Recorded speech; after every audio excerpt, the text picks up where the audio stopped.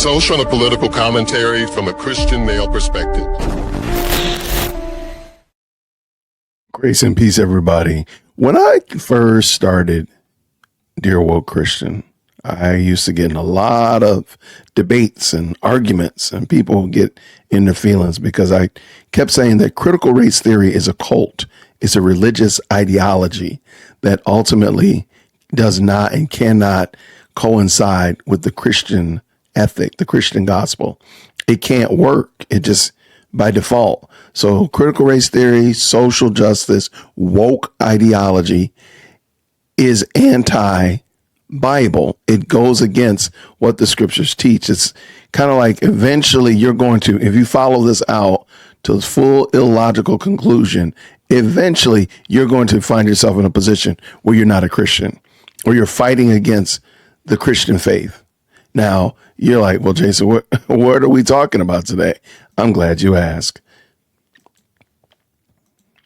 Marriage promotes white supremacy, according to a white university professor.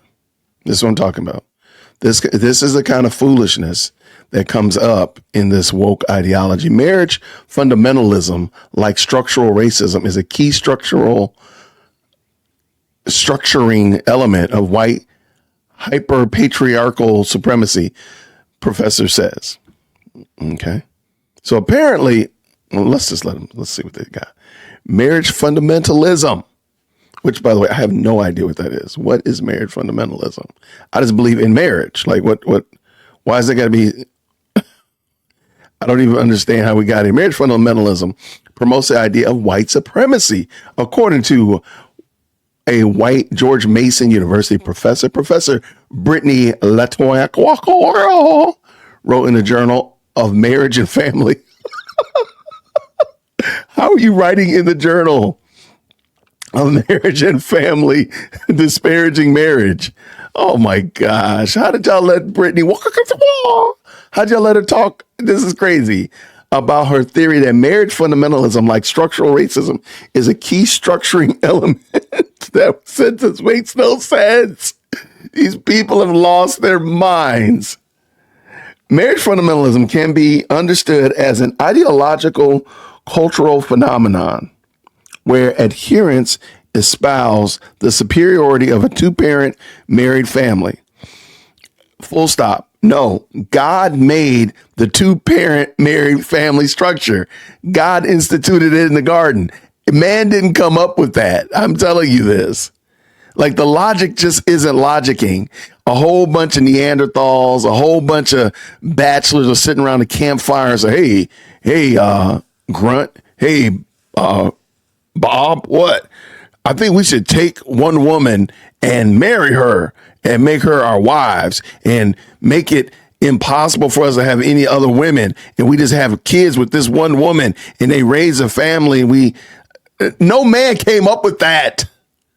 This woman is insane, she wrote, but it also is a hidden or unacknowledged structural mechanism of white heteropatriarchal family superior. What in the world does this sentence mean? Oh my gosh, I have to go back and start again. Marriage fundamentalism can be understood as an ideological and structural phenomenon where adherents espouse the superiority of the two-parent married family, she wrote, but it is also a hidden or unacknowledged structural mechanism of white heteropatriarchal family supremacy that is essential to the reproduction and maintenance of family inequality in the United States. Wow. What in the world are you talking about? But please understand, when we say that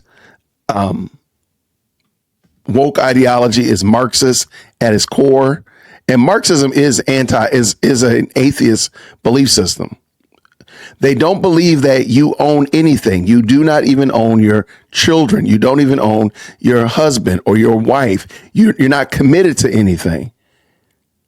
The idea and the notion of having stuff is done away with and everybody shares everything. Yes, that even means sharing spouses and children. This is their idea. So by making it so there was no marriage in any other country before white supremacy allegedly popped up. This is a cult. Critical race theory is a cult. Is an associate professor at the College of Education and Human Development at George Mason University, specializing in utilization of community-based participatory action research approaches, anti-racist research methods. What in the world? That doesn't even... The professor explained in the article that she is a white cisgender woman currently living with my partner and co-raising our children in a committed heterosexual union outside the institution of marriage. This is what Marxists want.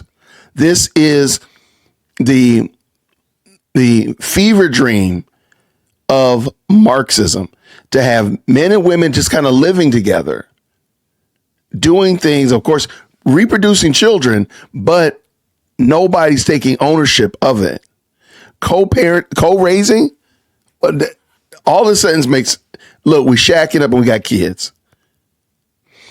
In the article, look at what said she drew upon critical feminist and intersectional frameworks to delineate an overarching orientation to structural oppression and unequal power relations that advantages white heteropatriarchal nuclear families and marginalizes others as functions of family structure and relationship status. Show me a society that thrives and prospers without the nuclear family. I'll wait. Show me a community that thrives and advances and moves forward. Not just, hey, we just live in this area and everybody, we don't really thrive. We're not going anywhere else. We haven't grown. We haven't we haven't made any advances and any leaps or whatever like that. It's just me and my little 8 people in my community. That's not what I'm talking about. Show me a society, a country that has thrived and grown and become name worthy without the nuclear family. I'll wait. She argues that since colonization, marriage fundamentalism has been instantiated through laws, policies, and practices to unduly advantage, I guess she's trying to say, white heterosexual non-nuclear families. That's what that's supposed to mean.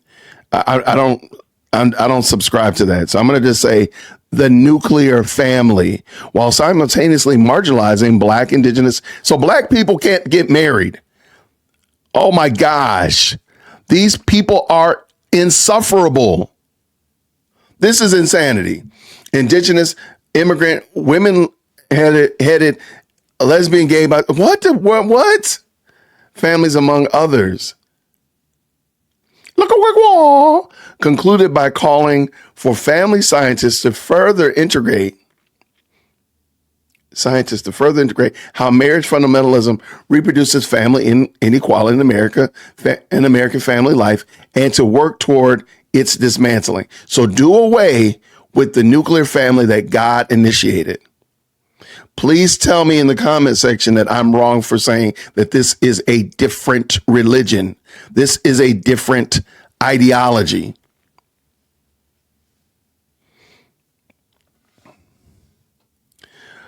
A deeper understanding of how these complex and often covert mechanisms of structural oppression operate in a family is needed to disrupt these mechanisms and advance family equality and justice, the abstract concludes. Marriage scholar Brad Willocks told the College Fix that he disagrees with, explaining that marriage as an institution that has an advantage to common good in civilizations across the globe. Marriage benefits children of all racial and ethnic backgrounds. The University of Virginia sociologist and director of National Marriage Project said. American Principles Project leader Terry Schilling told the outlet that the article suggests far left academics are ramping up their attack on the family, the most important institution in society.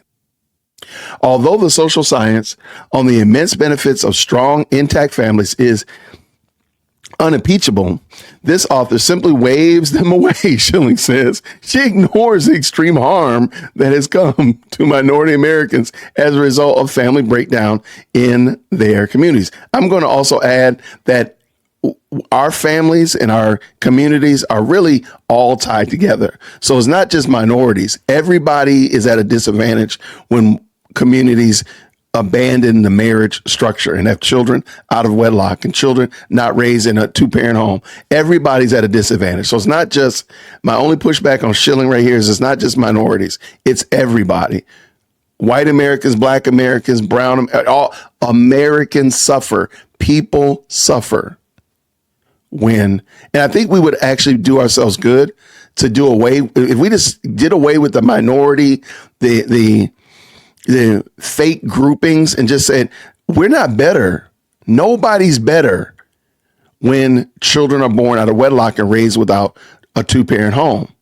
Nobody's made better. It's not just Black communities, which there is great data that shows that. It's not just Hispanics or Asians or fill in the blanks, but all of us suffer when we have children born out of wedlock. And we have men and women just doing whatever the devil they want to do and not having any accountability after the fact. So that would be my only pushback on that. Let's keep it going.